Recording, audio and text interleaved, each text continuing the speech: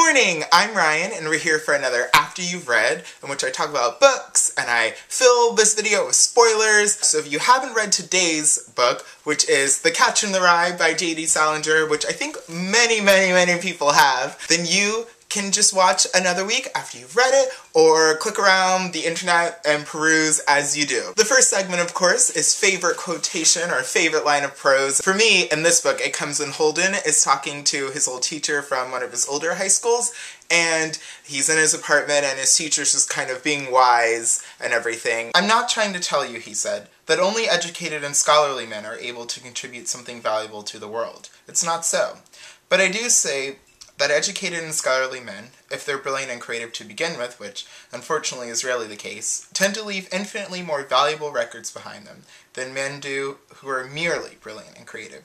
They tend to express themselves more clearly, and they usually have a passion for following their thoughts through to the end." That also brings me to the favorite chapter of the book. Many of my favorite chapters involved anything with Phoebe, but I think we really get a lot of her, and my ultimate favorite must be in chapter 25. I think it's one of the longest chapters in the book, but it takes us through a lot, and we really get to see Holden and Phoebe more dynamically than we were able to see in her bedroom and through his descriptions before. Now, when I was looking back at this book, I was thinking about how Phoebe is kind of the only character we see who's really developed, or who Holden spends like any substantial amount of time with. Of course, he'll reference his friends and his roommate and the pimply guy Ackley throughout the novel, but we really actually get like these two good scenes with Phoebe in a way that tells a lot about his character, of course, but gives us a lot about who Phoebe is in the grand scheme of this novel, The Catcher in the Rye. Segment 3, of course, is comments on the narration, and I really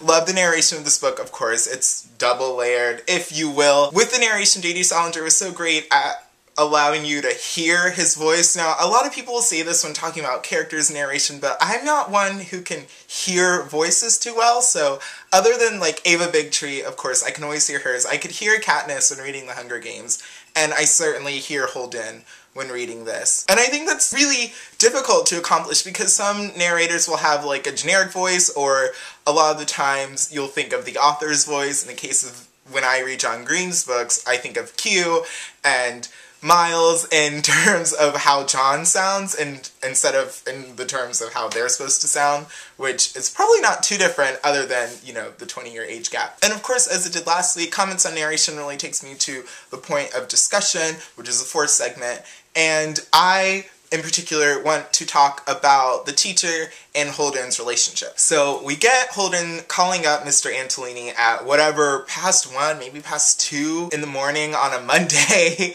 and he goes to visit them, and we have this kind of long talk about being brief, I guess, or pithy, and kind of without its witty context, just more of its like dictionary definition context, which is to be like short and concise. And also we have this larger conversation that Holden's talking about, which is phoniness versus sincerity. And as you get 2/3 of the way through the book and kind of further, you hear Holden talk more and more about people who are being phony, or acts that are phony, or this girl goes to Broadway shows are phony, and people who stand in lines in the movie theater are phony, and like the grading system in schools is phony, and cliques are phony, and it's all just very phony. Which brings us to the opposite side of what is sincerity, and like, is Holden really seeking sincerity, or is he more interested in identifying what's phony? Of course, I think he is seeking sincerity, but I think, of course, it's easier for him to identify what's phony than identify what's sincere.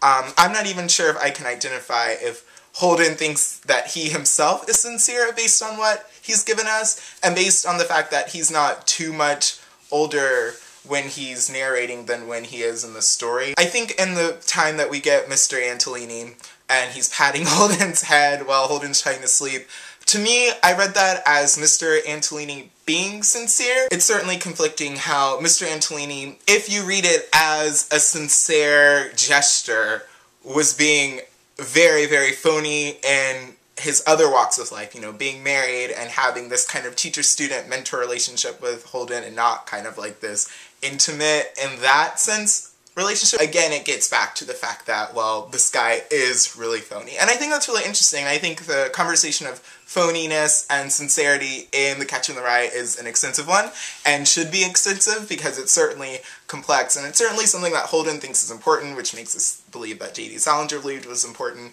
which makes us think as readers we should find it important. While you mull that over, I'm glad that I chose a book that I think more people have read. I'll see you guys next time.